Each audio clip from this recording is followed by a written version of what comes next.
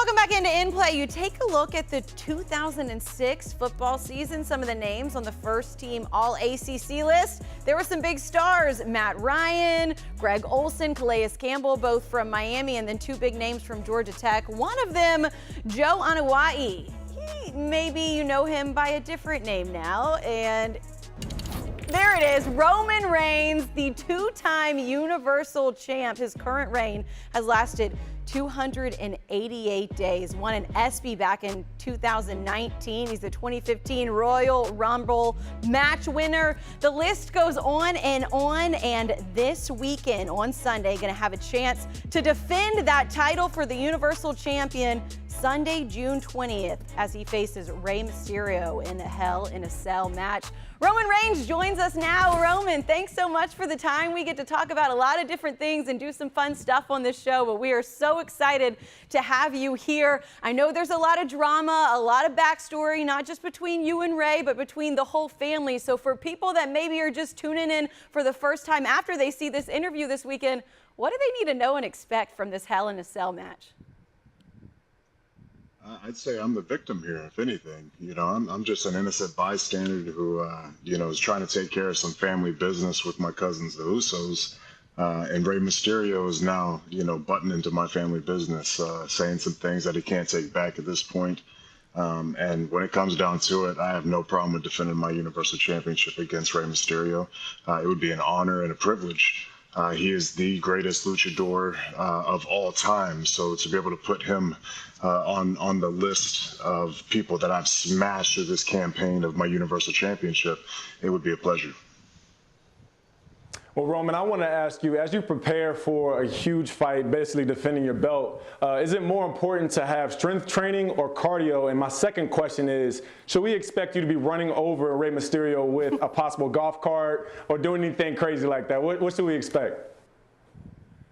Well, you know, I'd say the golf carts are going to be out of play. We will be in the Hell in a Cell structure, so we will be contained. But I mean, as our fans and audience has seen, there's so many different elements that can come into play, and the structure itself is it's pretty demonic. So it should be very physical.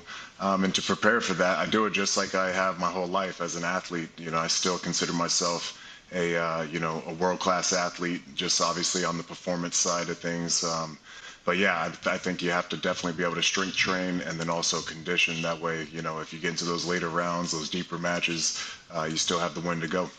Things have certainly been different over the last year with the pandemic. The opportunity soon to be back in front of fans and that atmosphere. Just what has it been like kind of navigating that, and how excited are you to get back to it?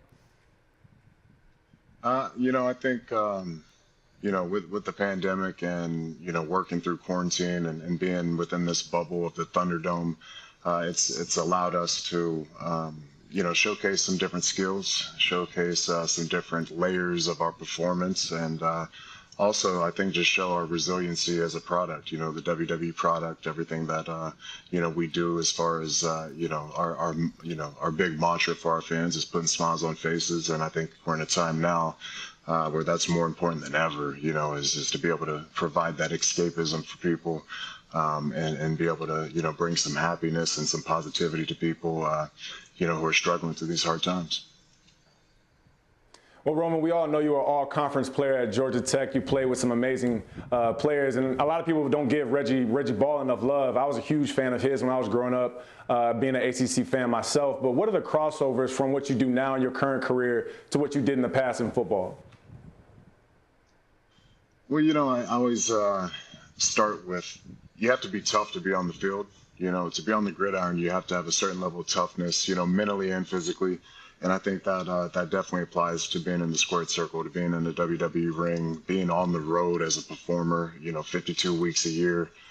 We don't have any weeks off. This isn't like where we run seasons. This is a live show, you know, 365. So you have to have a certain level of physical and mental toughness. Emotional toughness as well, being away from your family, you know, being, you know, separated from your loved ones and being on your own. And then I also think there's got to be like a certain level of swag that I think American football players, you know, are not lacking in at all. You know, it's something as a defensive lineman, I had to kind of figure out how to display that a little differently because you can be very physical and sometimes let your let your play really do the talking. But, you always see it within a wide receiver or a cornerback who is kind of out on that island and they may not be getting as much attention or the ball thrown, in their direction as much.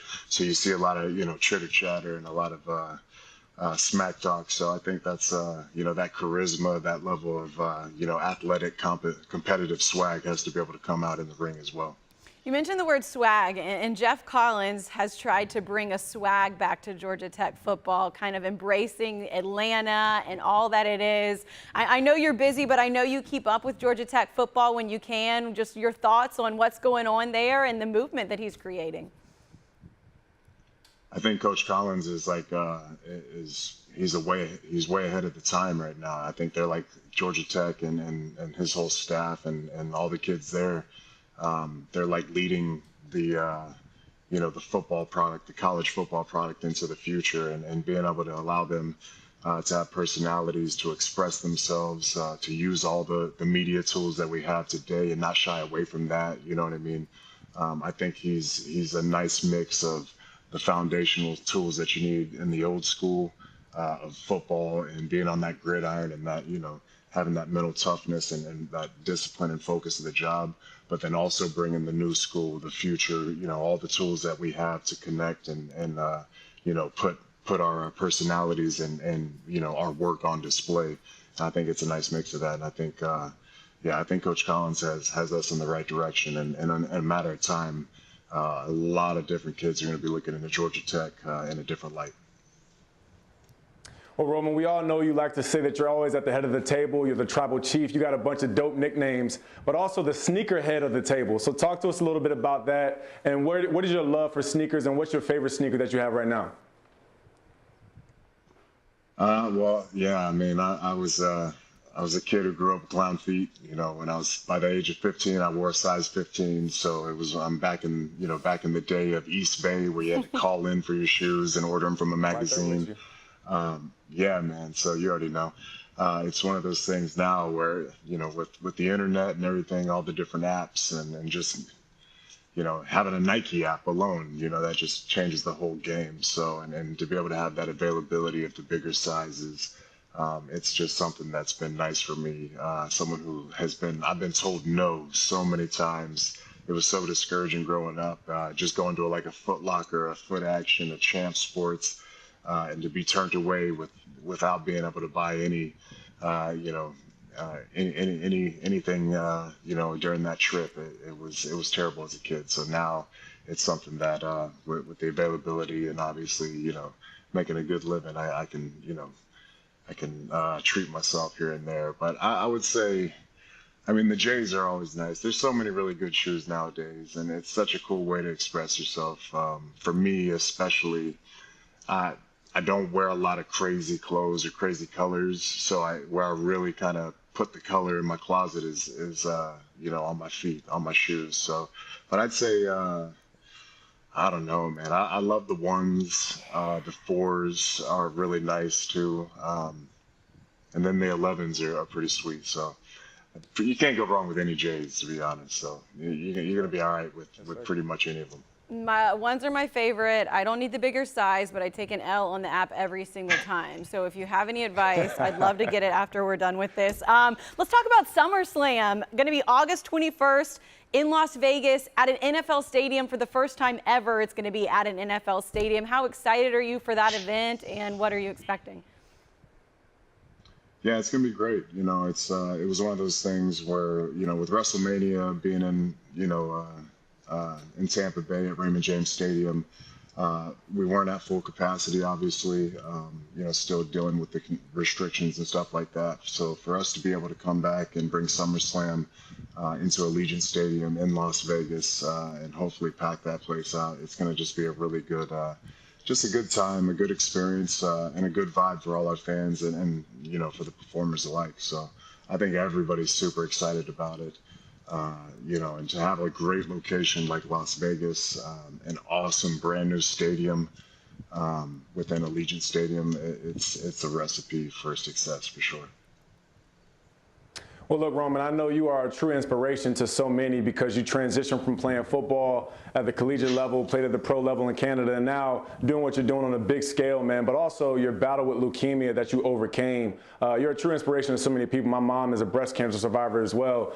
So just talk about that, what that battle was like and what it means to you now to be beyond it and moving forward and strong. Oh, man, nowadays it's I think we're in a total different place as far as blood cancers, and LLS has done a great job, of being on the forefront of that awareness and, the research involved in creating all these different medications to kind of, put a cancel to blood cancer. That's what we're hoping for, is to continue to do that, and then also take care of the young children, and create medicines that will not have a lasting effect on their future, that will keep them healthy now and also, throughout the rest of their lives. So to be able to team up with the Leukemia and Lymphoma Society has been just, man, it's been a godsend, to be honest, and really shown and provided me a different purpose other than just putting smiles on faces, to really be able to reach out and show that support and connect with, different people all over the world through, a very similar struggle that we've all gone through, and to be able to give them a little bit of hope with my story has just been, it's just been a really nice outcome, because, we don't always have the success stories, but when we do, I feel like we need to celebrate them. And for me to be able to do that, with fans and strangers alike, it's really been, it's been life-changing. It really has. That's so well said there, Roman. I know you are such an inspiration and also an advocate for so many people. Before we let you go, want to switch gears a little bit because we've got 60 seconds left in play. We're going to hit you with some quick questions. You give us the first thing that comes to your mind. You've got a lot of great nicknames. Do you have a favorite? Head of the table. I like that. All right, who would you say is the best Samoan athlete of all time?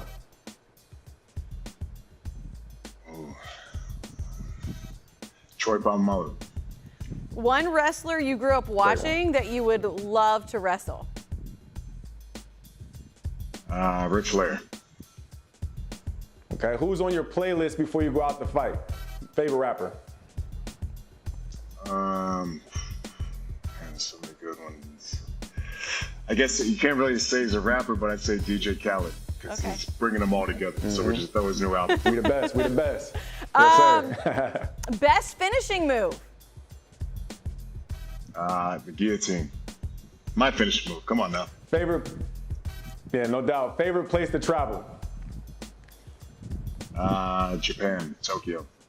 My friend Kevin says there's rumors that John Cena may be going to be coming back in the next couple of months. Would you ever think about maybe wrestling him in your future? If John wants to get smashed, then he knows where I'm at. Right?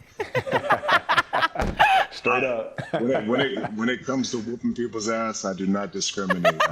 Luchadors, not wrestlers, legends, Hollywood superstars, anybody. Terramana owners, anybody can get it. Anybody can get it. Yes, sir.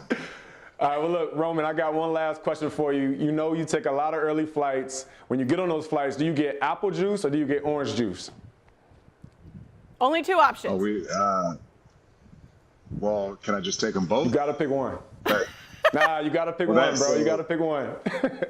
That was like a Georgia Tech tradition that the D-line we would do is we would mix the orange juice and the apple juice, but I'd go orange juice.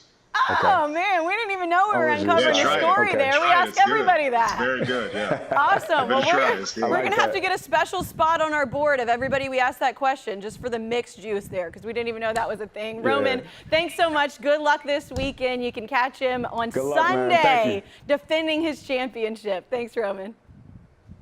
Thank you.